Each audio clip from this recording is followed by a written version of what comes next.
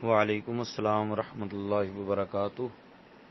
آپ کا سوال یہ ہے کہ کچھ لوگ یہ کہتے ہیں کہ اگر جانور ذبح کرتے وقت ذبیحہ کی گردن اتر جائے،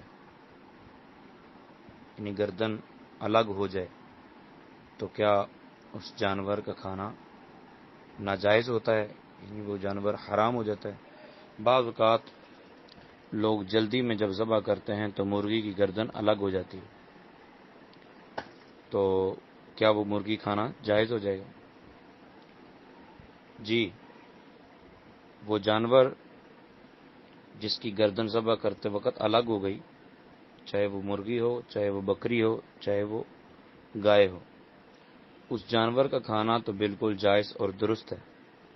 البتہ اس طرح ذبح کرنا کہ چھری حرام مغز تک پہنچ جائے یا سر کٹ کر علیحدہ ہو جائے، ایسا کرنا مکروہ ہے، یعنی یہ فعل، یہ کام جو ہے یہ مکروہ ہے۔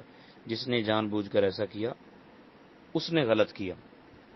البتہ وہ جانور کھانا بالکل جائز اور درست، اس کا گوشت حلال ہے۔